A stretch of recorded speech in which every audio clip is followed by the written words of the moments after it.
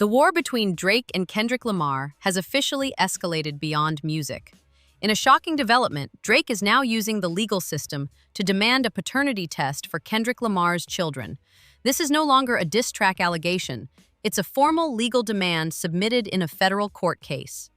You heard that right. Drake is attempting to force his own record label, Universal Music Group, to turn over any and all documents related to the paternity of Kendrick Lamar's kids. This stunning move is part of a much larger lawsuit Drake has filed against UMG, but the focus has now shifted from a corporate dispute to a deeply personal attack. While the battle with his label sets the stage, the true bombshell is how Drake is weaponizing that lawsuit to investigate the most explosive claims from their rap beef. This isn't just about lyrics anymore. This is a story of how a rap battle spiraled into a ruthless legal maneuver, targeting family secrets and threatening to shatter the unwritten rules of the entire music industry. Today, we are dissecting these court filings, explaining the diabolical strategy behind them, and exploring what happens when superstars decide their wars are better fought with lawyers than with lyrics. All right, let's get straight to the court filings that have set the internet on fire. As part of a lawsuit, Drake's legal team submitted a list of discovery demands, and two of them are pure dynamite.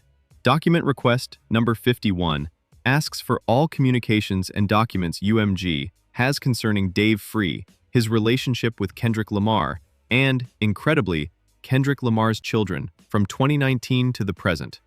Let's be crystal clear about what this means. Drake is leveraging the full power of the United States legal system to investigate the explosive allegation he made in his track Family Matters. The claim that one of Kendrick's children was actually fathered by his longtime manager, Dave Free. This has moved the battle from the recording studio to the courthouse. He is actively trying to force his own record label to hand over any files they might have on the subject. But it doesn't stop there. Document request number 50 is just as vicious. It demands all documents related to any allegations of domestic violence or other forms of violence committed by Kendrick Lamar Duckworth. He is turning his own diss track lyrics into a legal weapon, demanding UMG open its private files on his rival. To understand the sheer audacity of this, you first need to understand the lawsuit that made this possible. So how on earth did we get to a place where a paternity test is part of a music industry lawsuit? The answer lies in the legal battle that created this opportunity, Drake's war against his own parent company, Universal Music Group. UMG oversees both Drake's label, Republic Records, and Kendrick's, Interscope. This lawsuit created the legal framework that Drake is now exploiting. The core of Drake's lawsuit claims that UMG, his own corporate partner, deliberately and maliciously promoted Kendrick's viral hit, Not Like Us, a song that paints Drake as a predator. He argues that UMG executives saw the beef as a product to be sold, pouring gasoline on the fire to cash in on the viral moment, even if it meant destroying his reputation. He even suggests it was a calculated scheme to diminish his brand value before his next contract negotiation. This lawsuit, accusing his own label of betrayal, is the vehicle he is now driving to come after Kendrick's personal life. So, what does digging into Kendrick's family secrets have to do with Drake's case against UMG? It all comes down to one simple, brutal legal principle. Truth is an absolute defense against defamation. Drake's entire case against UMG hinges on proving that the lyrics in Not Like Us were defamatory lies. In response, UMG can argue that Drake started the beef and can't cry foul for losing a fight he willingly entered. And this is where Drake's strategy becomes clear. It's an attempt at a legal checkmate. By demanding documents about Kendrick's personal life, Drake's lawyers are trying to prove that the shocking claims he made in his diss track, Family Matters, were true. If he can find a single piece of evidence held by UMG, anything about the paternity of the children or the alleged domestic violence, he can argue that his own lyrics were not defamatory, but factual. He is trying to win the rap battle in court, to prove he was the one telling the truth all along, while UMG allegedly protected an artist with skeletons in his closet. It's an unbelievably aggressive tactic designed to flip the entire narrative. The reaction online has been a firestorm of disbelief and anger. Fans are torn between seeing this as a strategic legal move or a new low for hip-hop. One user, named Desi, commented, "Drake is so weird with his obsession with Dave and Whitney. He really said those aren't Kendrick's kids like we can't see them ears." Another user, EY, pointed out a massive perceived hole in Drake's logic. Didn't Drake write Family Matters? Shouldn't he have the proof of all this? And honestly, that's the million-dollar question. It makes this feel less like a search for truth and more like a desperate fishing expedition. Kendrick's fans are, of course, having a field day. "Let's get Not Like Us back to #1, one user wrote. Another added, "Not Like Us gained 1M streams just from yesterday, let's go." They see this as proof of Kendrick living rent-free in Drake's head.